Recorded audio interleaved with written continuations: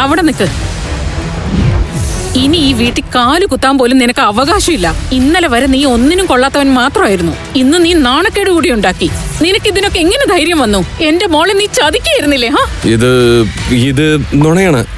എനിക്കറിയില്ല ഇവിടെ എന്താ നടക്കുന്നതെന്ന്. നീ ഇനി കൂടുതലൊന്നും സംസാരിക്കണ്ട. ഈ ഫോട്ടോസ് കണ്ടു കഴിഞ്ഞാൽ അത് നീയാണെന്ന കാര്യം എല്ലാവർക്കും മനസ്സിലാവും. നീ ഇവിടെ എത്തിയോ? നിന്നോട് ആര് പറഞ്ഞു ഇങ്ങോട്ടേക്ക് വരാൻ? മിസ്റ്റർ ദേവ് മഹേന്ദ്ര, ഞാൻ സരിതയുടെ ഭർത്താവാണ്. എനിക്ക് വേണമെങ്കിൽ നിന്നെ ഇപ്പൊ തന്നെ തീർത്തു കളയാം. സരിതയ്ക്ക് നിന്നോട് വളരെ ബഹുമാനമാണ്. എന്നിട്ട് നീ അവളോട് എന്താ കാണിക്കുന്നേ? ഇനി എന്ത് വേണമെന്ന് സരിത ഡിസൈഡ് ചെയ്യട്ടെ. ഔട്ട്.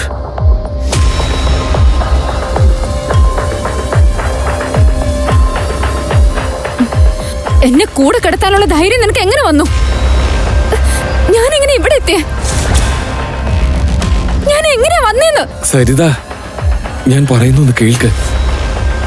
ആ ദേവമഹേന്ദ്രൻ നിന്നോട് മോശമായിട്ട് പെരുമാറാൻ നോക്കി. അവിടെ നിന്നെ ഒറ്റക്കിട്ടിട്ട് തിരിച്ചു വരാൻ എനിക്ക് തോന്നിയില്ല. അതുകൊണ്ട് നിന്നെ കൊണ്ടുവന്നു. അതാ സംഭവിച്ചത്.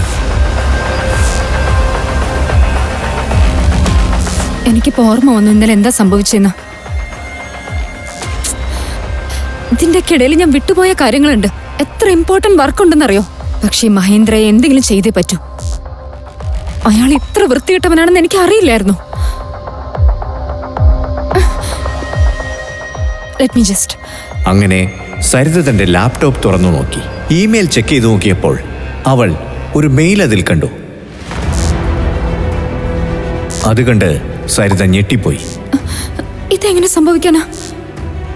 എന്റെ ഡ്രീം പ്രൊജക്ട് അപ്രൂവ് ചെയ്യില്ലെന്നും പറഞ്ഞ് ഈ ഓഫീസർ മെയിൽ അയച്ചിരിക്കുന്നു. നമ്മുടെ കമ്പനിയുടെ ഏറ്റവും വലിയൊരു പ്രോജക്റ്റാണ് നീ കാരണം നഷ്ടമായത്. ശരിക്കും പറഞ്ഞാൽ നീ ഫാമിലി ബിസിനസിന് ഒട്ടും യോഗ്യല്ല. ഈ ഗിൽ കൺസ്ട്രക്ഷന് ഇനി നിന്നെ ആവശ്യമില്ല. I hope that is clear.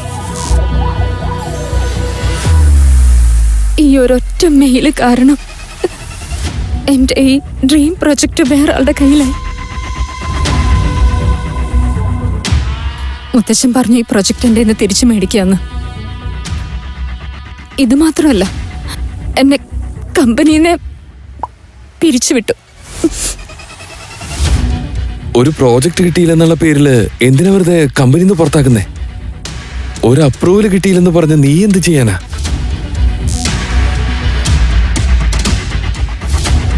Saritha, ഈ ലോകത്ത് ആരും എന്നെ മനസ്സിലാക്കുന്നില്ല. നീയെങ്കിലും എന്നെ മനസ്സിലാക്കുമെന്ന് ഞാൻ വിചാരിച്ചത്. ഒരിക്കലെങ്കിലും നിനക്ക് വേണ്ടി എന്തെങ്കിലും ചെയ്യാനുള്ള അവസരം എന്താ? ഓ, അതായത് നീ നിന്നെ തന്നെ അതിബുദ്ധിമാനായിട്ടാണോ കണക്കാക്കുന്നേ? നിനക്ക് എന്ത് ചെയ്യാൻ പറ്റും? എന്റെ കൂടെ വാ. നിന്റെ മുത്തശ്ശനോട് സംസാരിക്കാം നമുക്ക്. ഈ പുതിയ ബിൽഡിംഗിന്റെ പ്രോജക്റ്റ് ഗിൽ കൺസ്ട്രക്ഷന്റെ ഏറ്റവും വലിയൊരു സ്വപ്നമാണ്. പക്ഷെ അത് നീ നിസ്സാരമായിട്ടാണ് കണ്ടത്. വൈ? മുത്തശ്ശ, ഐ ഫീൽ ലൈക്ക്. എന്തുകൊണ്ടാണ് നിനക്കത് ചെയ്യാൻ പറ്റാതെ പോയത്? ഞാൻ ഈ പ്രോജക്റ്റ് നിന്റെ കസിൻ ശൗര്യക്ക് കൊടുക്കാൻ പോവുകയാണ്. ഇന്നു മുതൽ അവനായിരിക്കും ഈ പ്രോജക്റ്റ് ഹാൻഡിൽ ചെയ്യുക. മുത്തശ്ശ, പ്ലീസ്, ശൗര്യക്ക് ഈ പ്രൊജക്ട് കൊടുക്കുന്നതിന് മുമ്പ് എനിക്ക് ഒരു അവസരം കൂടെ തരാമോ? പ്ലീസ് മുത്തശ്ശ. പക്ഷേ ഈ അവസരം നീ ശരിക്കും ഉപയോഗിച്ചില്ലെങ്കിൽ പുറത്തു പോകേണ്ടി വരും. I hope I'm clear on that. ശരി മുത്തശ്ശ, അബ്സല്യൂട്ട്ലി. പറയൂ സരിത മാഡം, എന്താ കാര്യം? ഗിൽ കൺസ്ട്രക്ഷൻസിന്റെ ആ ബിൽഡിംഗ് ഇല്ലേ, അതിന്റെ എല്ലാ ഡോക്യുമെന്റ്സും റെഡിയാണ്. മാത്രമല്ല എല്ലായിടത്തും റൂൾസും റെഗുലേഷൻസും ഒക്കെ കറക്റ്റാണ്. എന്നിട്ടും ഞങ്ങൾക്ക് അപ്രൂവൽ കിട്ടിയില്ല. അത് എന്തുകൊണ്ടാണെന്ന് അറിയാൻ വേണ്ടിയാണ് ഞാൻ ഇവിടെ വരെ വന്നത്. ഞാൻ പറഞ്ഞിട്ട് അങ്ങനെയൊക്കെ ചെയ്ത. കാമിനി, നീ എന്താ ഇവിടെ? ഞാൻ ഇവിടെയാ ജോലി ചെയ്യുന്നത്. നീ ഇപ്പൊ ഈ സംസാരിച്ചോണ്ടിരിക്കുന്ന സക്സേന ഉണ്ടല്ലോ, ഇതെന്റെ ഭർത്താവാ. നിനക്ക് ഞങ്ങളുടെ അപ്രൂവലിന്റെ ആവശ്യമുണ്ടെന്ന് എനിക്ക് മനസ്സിലായപ്പോ ഞാനാ ഇദ്ദേഹത്തോട് വേണ്ടാന്ന് പറഞ്ഞു. അദ്ദേഹം ഇന്ന് അത്ര വലിയ പൊസിഷനില്ല. അദ്ദേഹം വിചാരിച്ചാൽ നിനക്ക് ജോലി കിട്ടുകയും ചെയ്യും, നിന്റെ കയ്യിൽ നിന്ന് പോവുകയും ചെയ്യും. പക്ഷെ നീ ഭയങ്കര കാശുകാരല്ലേ സരിതേ? എന്നാ പോ, ആരെ കൊണ്ട് വേണമെങ്കിലും നിനക്ക് ഇഷ്ടമുള്ള പോലെ ചെയ്യിക്ക്. കാമിനി, ഞാൻ എന്തെങ്കിലും ചെയ്തിട്ടുണ്ടെങ്കിൽ അതെന്റെ തെറ്റാന്ന് സമ്മതിക്കുന്നു. ഞാൻ ഇപ്പൊ ഒരുപാട് മാറി. പ്ലീസ്, പറ്റുവാണെങ്കിൽ അതൊക്കെ ഒന്ന് മറക്ക്. എനിക്കതൊന്നും മറക്കാൻ പറ്റില്ല സരിതേ. അന്നെന്റെ കല്യാണം ഉറപ്പിച്ച ദിവസം ഞാൻ എന്റെ കൂട്ടുകാരോടൊക്കെ ആ കാര്യം സന്തോഷത്തോടെ പറയായിരുന്നു. അന്ന് നീ എന്റെ ഭർത്താവാവാൻ പോകുന്ന ആളെ കുറിച്ച് കേട്ട് എല്ലാവരും മുമ്പ് വെച്ച് അദ്ദേഹത്തെ അപമാനിച്ചു. എന്നെ നിങ്ങൾ കുറെ കളിയാക്കി. നിങ്ങൾ എല്ലാവരും എന്നെ നോക്കി കളിയാക്കി ചിരിച്ചു. ഞാൻ അവിടുന്ന് കരഞ്ഞുകൊണ്ട് ഇറങ്ങിപ്പോന്നെ. കാമിനി, ഇതേ നോക്ക്, അതൊക്കെ എന്റെ അറിവില്ലായ്മയാണ്. അതില് എനിക്ക് നല്ല കുറ്റബോധമുണ്ട്. കുറ്റബോധം തോന്നിയോണ്ട് കാര്യമൊന്നും ഇല്ല സരിതേ. അന്നത്തെ പ്രതിഫലം നീ ഇന്ന് വാങ്ങേണ്ടി വരും. അപമാനത്തിന് പകരം അപമാനം തന്നെയാ കിട്ടുക. എന്നുവെച്ചാ ഇത് നിന്റെ ഭർത്താവല്ലേ? ഇയാൾ ഇതുവരെ എന്തു വലിയ കാര്യമാ ചെയ്തേ? ഇയാൾക്ക് എന്റെ ഭർത്താവിന്റെ നേരെ നിൽക്കാൻ പോലുള്ള യോഗ്യതയില്ല. അല്ല, ഞാൻ കേട്ടു ഇയാള് നിന്റെ വീട്ടിലാ താമസിക്കുന്നേന്ന്. കമ്പനി, നീ ലിമിറ്റ് കിടക്കുന്നു. അതിന് ഞാൻ ഇതുവരെ ഒന്നും പറയാൻ തുടങ്ങിയില്ലല്ലോ സരിതേ. ശരി, എന്നാ കേക്ക്. നിനക്ക് അപ്രൂവൽ വേണമെന്നുണ്ടെങ്കിൽ നിന്റെ ഭർത്താവിനോട് പറ, എന്റെ ഭർത്താവിന്റെ മുമ്പിൽ മുട്ടുകുത്തി അപ്രൂവലിന് വേണ്ടി യാചിക്കാനായിട്ട്. കമ്പനി, നീ പുറത്തേക്കുള്ള വാതിൽ അവിടെയാ സരിതേ. ഹോ, ചില കാര്യങ്ങളൊക്കെ വിധിയാണടോ. So sad. ഈ പ്രൊജക്ട് ചെയ്യാനുള്ള വിധി എനിക്ക് മാത്രമാ. ഈ കാര്യം നിനക്കെങ്ങാനും കിട്ടിയിരുന്നുവെങ്കിൽ ഞാൻ എങ്ങനെ സമാധാനമായിട്ടിരിക്കും? നിന്നെ ഈ കമ്പനിയിൽ നിന്ന് എങ്ങനെയെങ്കിലും ഞാൻ പുറത്താക്കും. നീ വെറുതെ ടെൻഷനൊന്നും ആവണ്ട. ഞാനില്ലേ, എല്ലാത്തിനും വഴി ഞാൻ കണ്ടുപിടിച്ചു. നീ തൽക്കാലം വീട്ടിൽ പോയി റെസ്റ്റ് എടുക്ക്. നിന്റെ ഒന്നിനും കൊള്ളാത്ത ഭർത്താവിന്റെ കൂടെ. അവന് കഞ്ഞിയൊക്കെ വെച്ചു കൊടുത്ത് നല്ല ഭാര്യയായിട്ടിരിക്കെ. അല്ല, നിന്റെ ഭർത്താവിനെ കാണുന്നില്ലല്ലോ. അവൻ നിന്റെ കൂടെ അപ്പോ വന്നില്ലേ?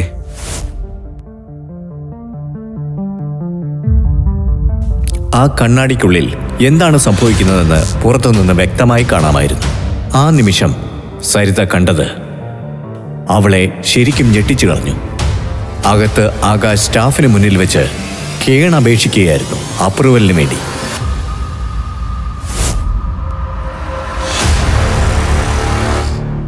സത്യം പറഞ്ഞാ നിന്നെ ഒരുപാട് സ്നേഹിക്കുന്നുണ്ട് അയാള്. അയാൾ നിനക്ക് വേണ്ടി എന്തും ചെയ്യും. നിനക്ക് എവിടെ നിന്ന് കിട്ടി ഇങ്ങനെ ഒരാള്? അത് വിട്. കൺഗ്രാചുലേഷൻസ്, നിനക്ക് ഞങ്ങളുടെ അപ്രൂവൽ കിട്ടിയിട്ടുണ്ട്. പക്ഷെ ഇതെങ്ങനെ സംഭവിച്ചു? ഞാൻ നിങ്ങളുടെ ഹസ്ബൻഡിന് പൈസ കൊടുത്തതാ. ആ പൈസ നിനക്ക് തിരിച്ചു കിട്ടും. എനിക്ക് എന്റെ കണക്ക് തീർക്കുന്നതായിരുന്നു പ്രധാനം.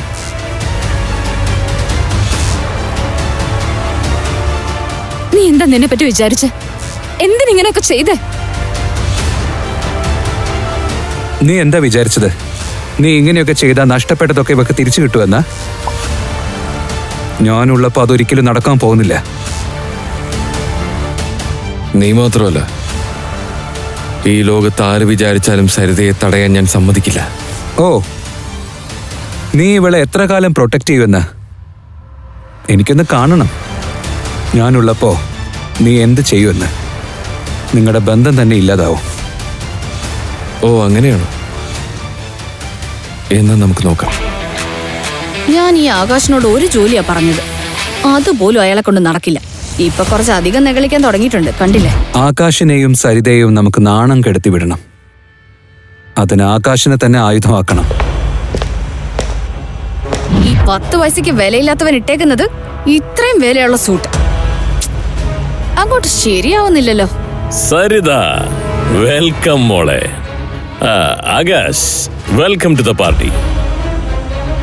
Come, let's have a drink. വരൂ.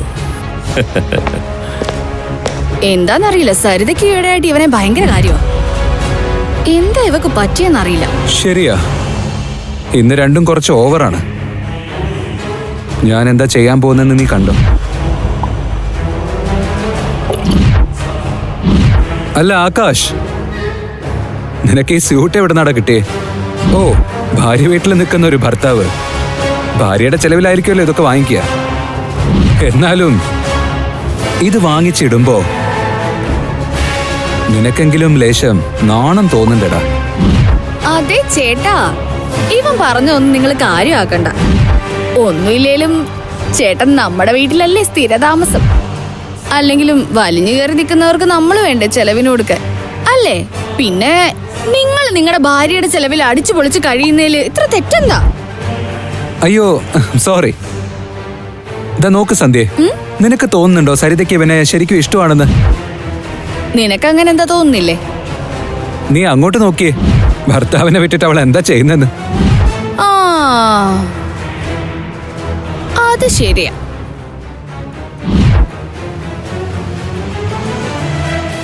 ഒന്നുമില്ലെങ്കിലും ഇന്നത്തെ ദിവസം അവൾക്ക് അവളുടെ ഭർത്താവിനെ ഇങ്ങനെ ഒറ്റയ്ക്ക് വിടാൻ പാടില്ലായിരുന്നു.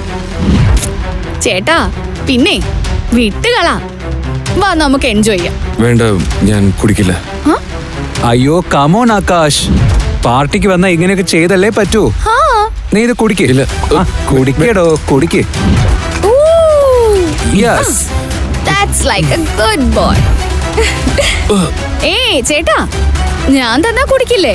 ഇങ്ങനെയൊക്കെ ചെയ്യാവോ? ദേ ദേ കുടിച്ചേ കുടിച്ചേ കുടിച്ചേ. ആ വേഗം വേഗം വേഗം വേഗം വേഗം. ആ കുടിച്ചോ കുടിച്ചോ കുടിച്ചോ. ആ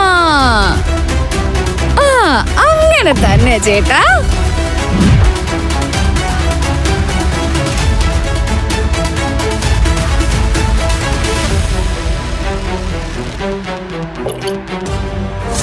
എല്ലാവരും ഇങ്ങോട്ടേക്കൊന്ന് ശ്രദ്ധിച്ചേ. ഇതാണ് ഞങ്ങളുടെ വീട്ടിലെ മരുമകൻ. നിങ്ങൾ ഇവന്റെ വേഷം കണ്ടില്ലേ? ഇവന് പ്രത്യേകിച്ച് ഒരു ജോലിയുമില്ല, വല്ല വരുമാനവും ഉണ്ടോ? കുടുംബത്തിന് വേണ്ടി ഒന്നും ചെയ്യുന്നുമില്ല. ഇവനിവിടെ ജീവിക്കുന്നത് തന്നെ ഞങ്ങളുടെ ഔദാര്യത്തിലാ. ഓ, നിങ്ങൾ രണ്ടുപേരും കൂടി ഇതിനു വേണ്ടിയാണല്ലോ എനിക്ക് മദ്യം തന്നത്. നീ എന്റെ മനസ്സിലുള്ളത് കേൾക്കാൻ ആഗ്രഹിച്ചിരിക്കുകയല്ലേ? എന്നാ കേട്ടോ. നീയുണ്ടല്ലോ നല്ല ഒന്നാം തരം കള്ളനും ഒരു കഴിവുമില്ലാത്തവനാ. ഗിൽ കൺസ്ട്രക്ഷൻസ് സ്വന്തമായിട്ടുള്ളത് കൊണ്ട് മാത്രമാ നീ ജീവിക്കുന്നേ. നീ സരിതയെ തോൽപ്പിക്കാൻ പിന്നിൽ നിന്ന് കളിക്കുകയല്ലേ? നീ ഒരു നിലപാടില്ലാത്തവനല്ലേ? നീ അത് തോന്നിവാസോടെ പറയുന്നേ. നിർത്ത്, മതി, വായടക്ക്. ഞാൻ ഇനിയും പറഞ്ഞു കഴിഞ്ഞില്ല. ഈ ബിസിനസ് നിന്റേതാക്കി എടുക്കാനായിട്ട് ഓരോ കരുക്കളായിട്ട് നീക്കുകയാണ്. നീ നിന്റെ അച്ഛൻ നീരജ് ഗില്ലിനോടൊപ്പം ചേർന്ന് മുത്തശ്ശനോട് ഓരോന്ന് പറഞ്ഞ് എല്ലാം കൈക്കലാക്കി സരിതയെ പുറത്താക്കാനല്ലേ നോക്കുന്നേ? Akash, stop it. നീ എന്താ ഇവിടെ കാണിച്ചുകൊണ്ടിരിക്കുന്നത്? മുത്തശ്ശ മുത്തശ്ശ മുത്തശ്ശ മുത്തശ്ശ, നിങ്ങൾ എന്താ ചെയ്യണേന്ന് എനിക്ക് നന്നായിട്ട് അറിയാം. വെറുതെ കാണിക്കാൻ വേണ്ടി നിങ്ങൾ സരിതയ്ക്ക് അവസരങ്ങൾ കൊടുക്കുന്നു. പക്ഷെ നിങ്ങളുടെ ഉള്ളിന്റെ ഉള്ളിൽ ശൗര്യം മാത്രമാ ഉള്ളേ. ഒരു വെടിക്ക് രണ്ട് പക്ഷി. ശൗര്യ കമ്പനിയിലും കയറ്റാം, സരിതയെ പറഞ്ഞ് വിടുകയും ചെയ്യാം. You are disgusting. ആകാശ്, നിന്റെ നില മറക്കരുത്. ഇത് ഞങ്ങളുടെ മുത്തശ്ശനാ. നിന്നേക്കാൾ പ്രായം കൊണ്ടും പദവി കൊണ്ടും സ്ഥാനം കൊണ്ടും മേളില. സന്ധ്യേ, എന്റെ സന്ധ്യേ, നിന്നെ കുറിച്ച് പറഞ്ഞില്ലല്ലോ. എനിക്ക് നന്നായിട്ട് അറിയാം സരിതയെ തോപ്പിക്കാൻ വേണ്ടി നീയും ശൗര്യയും പ്ലാൻ ചെയ്യുന്നുണ്ടെന്ന്. കാരണം നീ ശൗര്യയുടെ അമ്മാവന്റെ മകളല്ലേ. എന്തൊക്കെ പറഞ്ഞാലും നിങ്ങള് രണ്ടുപേരും ഒരുപോലെ തന്നെയാ ചിന്തിക്കുന്നേ. സരിതയെ തോൽപ്പിക്കാനുള്ള കാര്യം വരുമ്പോ പ്രത്യേകിച്ച് നിങ്ങൾ രണ്ടുപേരും ഒറ്റക്കെട്ടാ. എനിക്കറിയാം നിങ്ങൾ എനിക്ക് മദ്യം തന്നത് ഞാൻ സരിതയെ കുറിച്ച് മോശമായിട്ട് പറയാനാ അല്ലേ? പക്ഷെ നിങ്ങളുടെ പ്ലാൻസ് ഒക്കെ തെറ്റിപ്പോയി. ഞാൻ സരിതയുടെ ഒപ്പം തന്നെയാ. ഞാൻ ഉള്ളിടത്തോളം കാലം സരിതയെ ആർക്കും ഒരു ചൂക്കും ചെയ്യാൻ സാധിക്കില്ല. മനസ്സിലായോ? ശൗര്യ, സരിത നിങ്ങൾ എല്ലാവരെക്കാളും നല്ല കഴിവുള്ളവളാണ്. നിങ്ങൾ എന്തൊക്കെ പ്ലാൻ ചെയ്താലും, നിങ്ങൾ എന്തൊക്കെ ചതി ചെയ്താലും അവസാന വിജയം അവളുടെ ഒപ്പമായിരിക്കും. നീ നിന്റെ വായൊന്ന് അടച്ചു വെക്കുന്നുണ്ടോ? ഇപ്പൊ തന്നെ നീ എന്തൊക്കെ തോന്നിവാസാടാ പറഞ്ഞ് ഇറങ്ങി പോടാ ഇവിടുന്ന്. ഇന്ന് നിങ്ങൾ രണ്ടുപേരും ചെയ്തത് വളരെ നാണം കെട്ട പരിപാടിയാണ്. ഒരാളെ ഇൻസൾട്ട് ചെയ്യാൻ വേണ്ടി ഇത്രയ്ക്ക് തരം താഴ്ന്നു പോകുന്ന എനിക്ക് അറിയില്ലായിരുന്നു. ഇനി മുതല് ആകാശിനെ കുറിച്ച് എന്തെങ്കിലും പറയണമെന്നുണ്ടെങ്കിൽ ഒരു കാര്യം ഓർത്തു വെച്ചോ, ഇദ്ദേഹം എന്റെ ഭർത്താവാണ്. ഇനി നിങ്ങൾ എന്തൊക്കെ ചെയ്തെന്ന് പറഞ്ഞാലും ഈ ഒരു ബന്ധം അകലാൻ പോകുന്നില്ല. അതുകൊണ്ട് ഇനി മുതല് ആകാശിനെതിരായി എന്തെങ്കിലും ചെയ്തു എന്ന് ഞാൻ അറിഞ്ഞ ഞാൻ ആരും വെറുതെ വിടില്ല. വാ പോ. ഇവിടെ എന്താ നടക്കുന്നേ? കള്ളു കുടിച്ചവൻ പറയുന്നത് നമ്മൾ ശ്രദ്ധിക്കേണ്ട ആവശ്യമില്ല. പക്ഷെ ആ സരിതയോ, അവൾ എങ്ങനെ അവന്റെ കൂടെ ജീവിക്കുന്നേ? അതിന് നമ്മളിപ്പോ എന്താ ചെയ്യാ? സരിതയുടെ അച്ഛൻ ഈ ഒന്നിനും കൊള്ളാത്തവനെ പിടിച്ച് നമ്മുടെ തലയെ വെച്ചത്. ചെയ്യാൻ പറ്റും. നമുക്ക് ഒരുപാട് കാര്യങ്ങൾ ചെയ്യാൻ പറ്റും. അതിനാദ്യം വേണ്ടത് അവരെ രണ്ടുപേരെയും തമ്മിൽ പിരിക്കുക എന്നുള്ളതാ. അതെങ്ങനെയാ?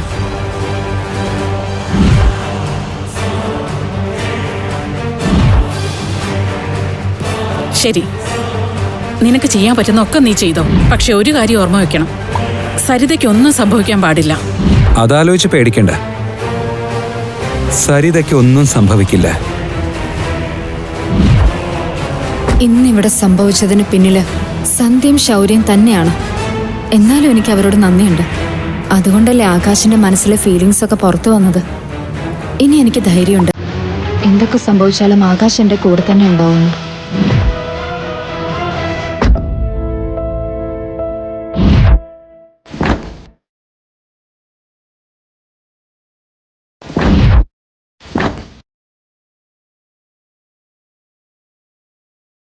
സരിത, എനിക്ക് നിന്നെ ഒരുപാട് ഇഷ്ടമാണ്. സോറി, അവിടെ വെച്ച് അങ്ങനെ പെരുമാറിയതില് നിന്നോട് ഞാൻ മാപ്പി ചോദിക്കാം. സരിത, നിനക്ക് വേണ്ടി ഞാൻ എന്തും ചെയ്യാൻ തയ്യാറാ. നിനക്ക് വിഷമം വരുന്ന കാര്യങ്ങളൊന്നും ഞാൻ ചെയ്യില്ല. എന്നും നിന്റെ കൂടെ തന്നെ ഞാൻ കാണും. നിന്നെ ഒരിക്കലും ഞാൻ ഒറ്റയ്ക്ക് വിടില്ല.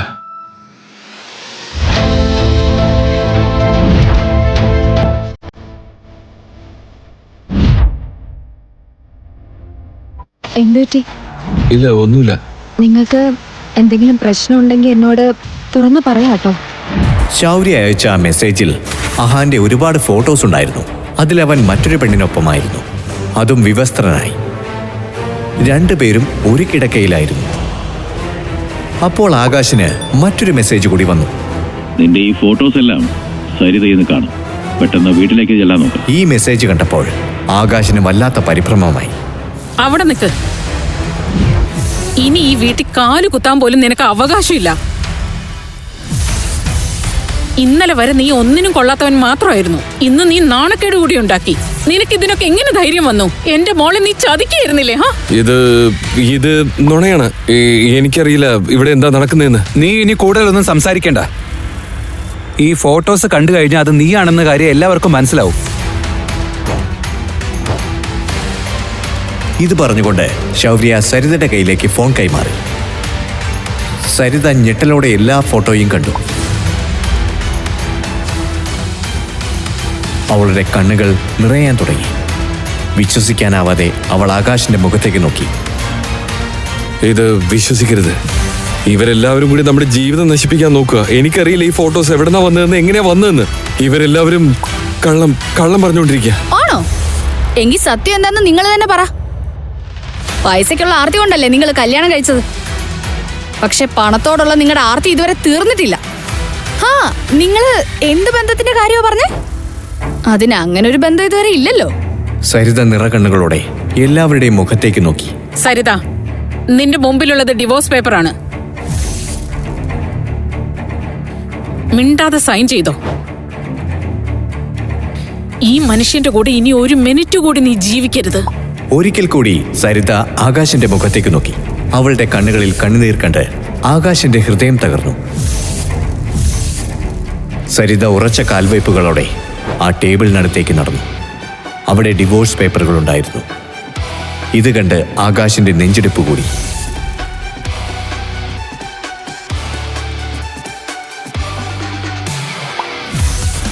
സരിത, നീ എന്താ ആലോചിക്കുന്നേ? പേപ്പേഴ്സിൽ സൈൻ ചെയ്. എന്നിട്ട് ഇയാളിന്ന് രക്ഷപ്പെടാൻ നോക്ക്. അല്ലെങ്കിൽ തന്നെ അപമാനം അല്ലാതെ ഇയാൾ നിനക്ക് എന്താ തന്നിട്ടുള്ളേ? സന്ധ്യ പറയുന്നത് ശരിയാണ് സരിത. ഈ പേപ്പറിൽ സൈൻ ചെയ്ത് അവന്റെ മുഖത്തേക്ക് എറിയ. നിന്നെ ചതിക്കാനും മാത്രം ധൈര്യം ഇവനുണ്ടായോ? പെട്ടെന്ന് സരിത തന്റെ കയ്യിലിരുന്ന പേന വലിച്ചെറിഞ്ഞു. ഇത് കണ്ട് ശൗര്യയും സന്ധ്യയും അത്ഭുതപ്പെട്ടു. അപ്പോൾ യാമിനി ഉറക്കെ പറഞ്ഞു, സരിത, നിനക്കെന്താ പറ്റിയേ? ഈ മനുഷ്യൻ നിന്നെ ചതിച്ചതാണ് മോളെ. സരിത, നിനക്കെന്താ വട്ടാണോ?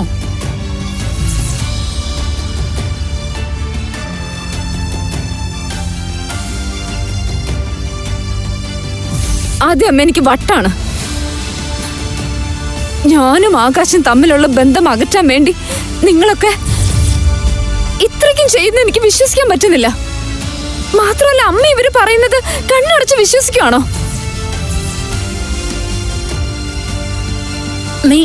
നീ എന്താ പറഞ്ഞു വരുന്നേ? ദേവ് മഹേന്ദ്ര എന്നോട് മാപ്പ് ചോദിക്കാൻ വന്നതാ.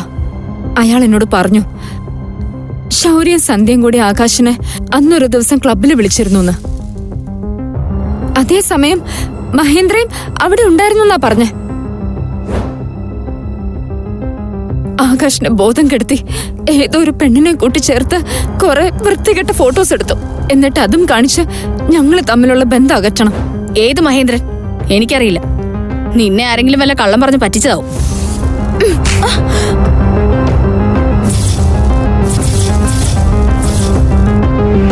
ദേവ് മഹേന്ദ്ര എന്റെ അടുത്ത് വന്നത് ഫുൾ CCTV ഫുട്ടേജുമായിട്ടാണ്. എല്ലാ തെളിവുകളും എന്റെ തന്നു കഴിഞ്ഞു. ഇത്രയൊക്കെ സംഭവങ്ങളും നടന്നിട്ടും ആകാശ് ഒന്നും പറയുന്നില്ല. കാരണം അദ്ദേഹത്തിന് ഈ ബന്ധം തകർക്കാൻ താല്പര്യമില്ല. പക്ഷെ നിങ്ങളെല്ലാവരും ഓരോ കാരണങ്ങൾ ഉണ്ടാക്കി ഞങ്ങളുടെ ബന്ധം തകർക്കാൻ എന്തിനാ ശ്രമിക്കുന്നേ?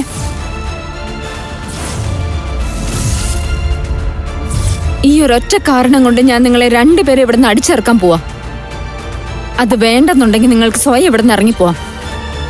ഇനി മേലാൽ ഈ വീടിന്റെ പടി കിടക്കാന്ന് നിങ്ങൾ ആഗ്രഹിക്കാൻ കൂടി പാടില്ല.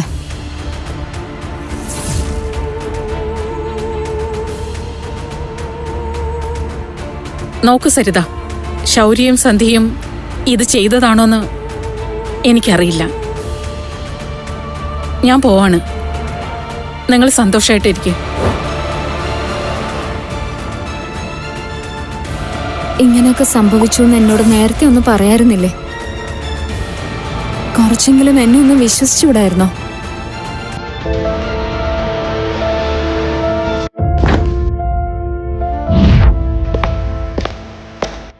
Good morning.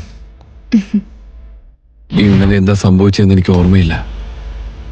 ഞാൻ എന്തെങ്കിലും മോശമായിട്ട് നിന്നോട് പെരുമാറിയിട്ടുണ്ടെങ്കിൽ നീ എന്നോട് ക്ഷമിക്കണം. ഇന്നലത്തേക്ക് വേണ്ടി റിയലി സോറി. ഈ കോഫി കുടിക്കേ? ആക്ച്വലി എനിക്ക് ഒന്ന് ഫ്രഷ് ആവാനുണ്ട്. കുറേ ജോലിയുണ്ട്. ഞാൻ പോയി വന്നിട്ട് കുടിക്കാം.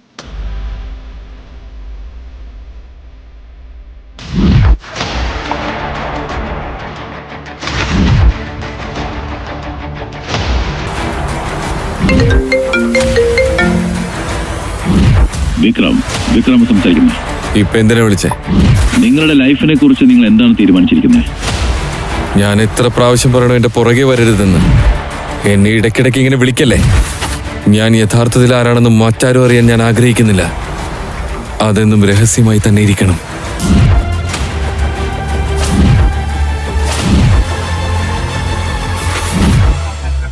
ഈ കഥ തുടർന്ന് കേൾക്കുന്നതിനായി ഇപ്പോൾ തന്നെ പോക്കറ്റ് FM ആപ്പ് ഇൻസ്റ്റാൾ ചെയ്യൂ.